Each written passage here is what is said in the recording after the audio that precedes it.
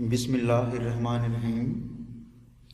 Welcome to online classes of DPS and Inter College Sahiwal. This is science lecture number 13, chapter number 3, delivered by Kamran Gill, SS Chemistry at DPS Sahiwal.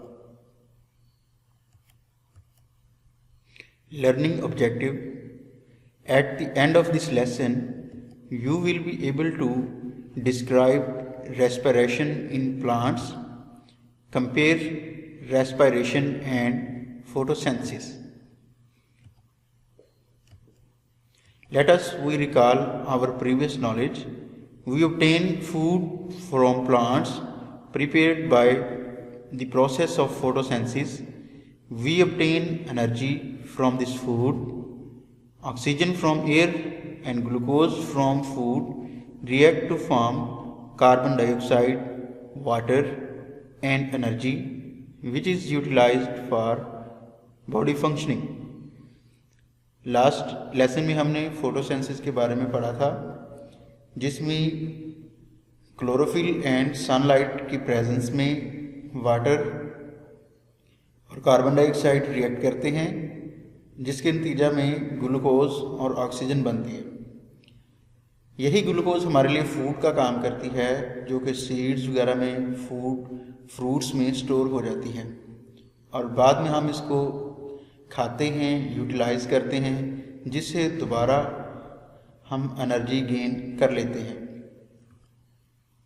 Respiration in plants. Respiration is energy producing process in living things. In this process, plants use oxygen to break down glucose into water, carbon dioxide and energy. The word equation shows the process of respiration. Glucose plus oxygen, after reaction carbon dioxide plus water plus energy.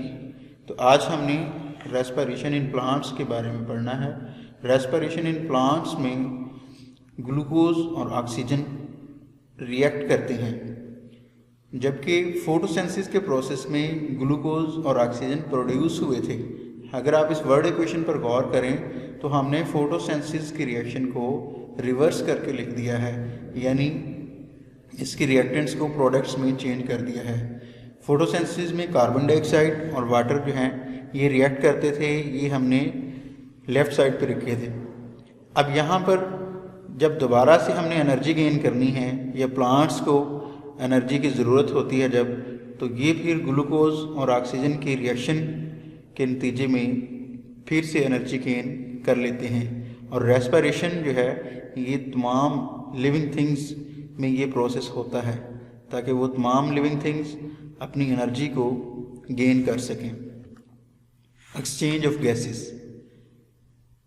Exchange of gases in plants takes place through stomata present in leaves.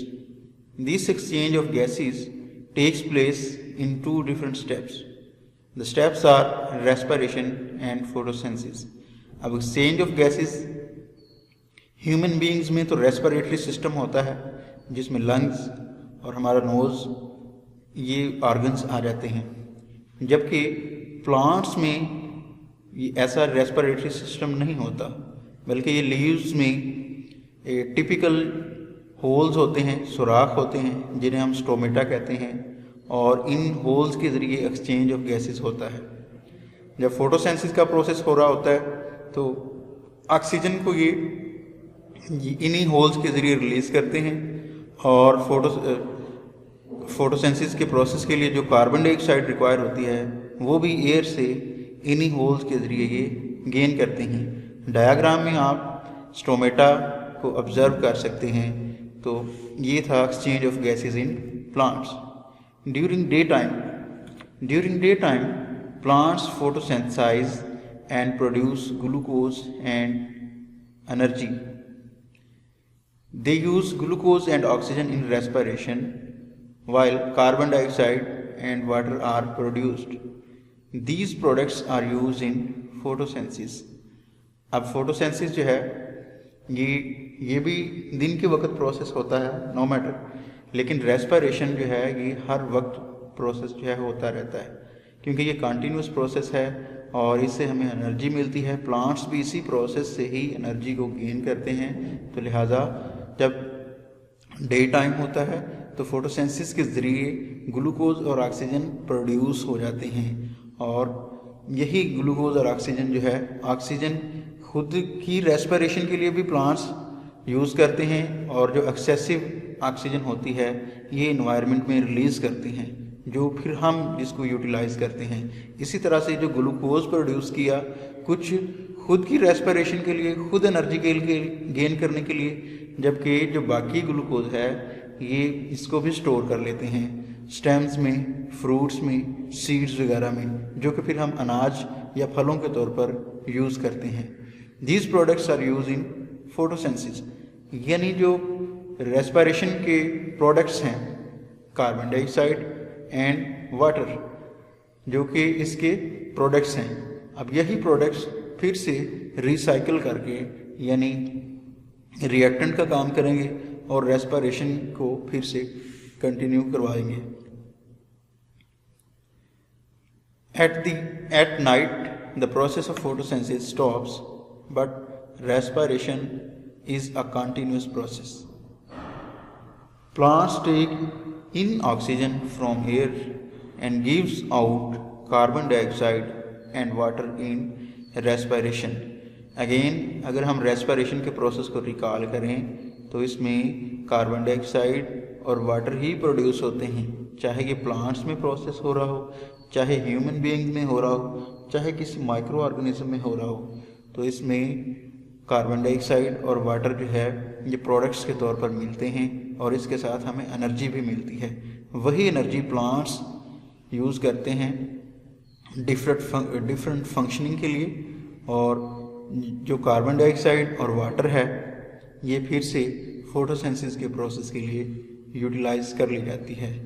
Now we will compare photosynthesis and respiration. Photosynthesis only occurs in plants. Photosynthesis plants में सिर्फ होती है क्योंकि plants autotrophs हैं, अपनी खुराक खुद तैयार करते हैं, और फोटोसिंथेसिस है ही प्रोसेस खुराक तैयार करने का। While respiration occurs in all living organisms. Respiration जो है, क्योंकि ये एनर्जी प्रोड्यूसिंग प्रोसेस है, इससे तमाम लिविंग थिंग्स एनर्जी हासिल करते हैं, लिहाजा ये तमाम लिविंग थिंग्स में होता है। नेक्स्ट है फूड मेकिंग प्रोसेस। फोटोसिंथेसिस जो है फूड मेकिंग प्रोसेस है।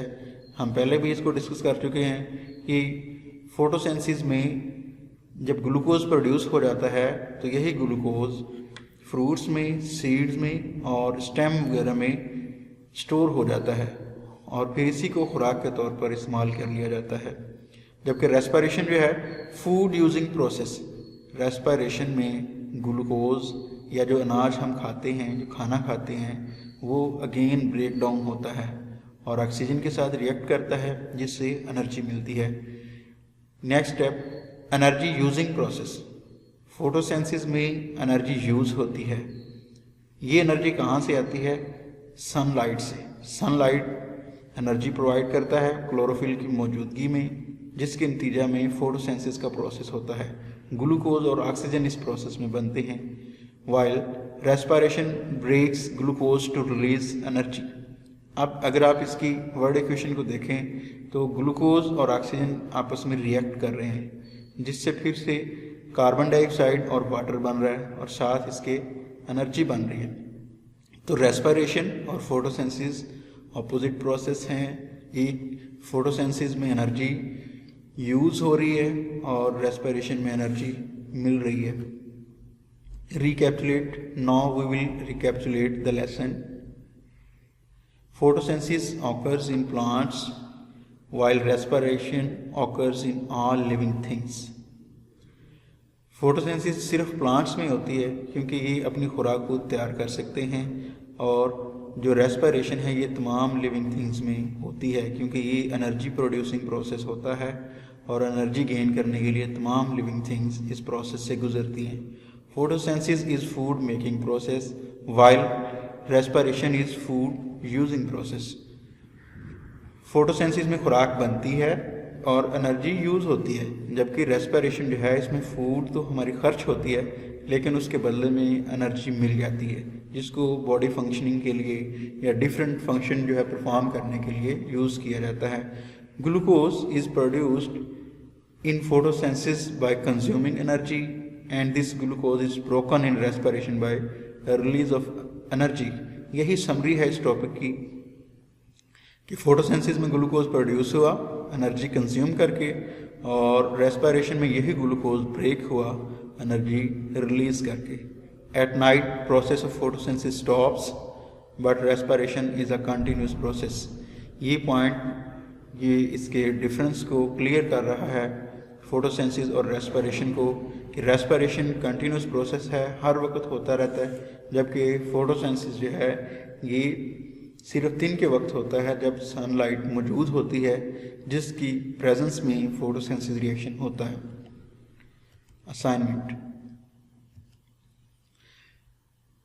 लास्ट में बेटे आपके लिए असाइनमेंट है, आप लोगों ने MCQs इनके आंसर्स लिखकर अपने सब्जेक्ट टीचर्स को भेजने हैं ताकि आपका पता चल सके कि आपने किस कदर जो है लेक्चर को सुना है, किस कदर आपने परसीव किया। Thank you.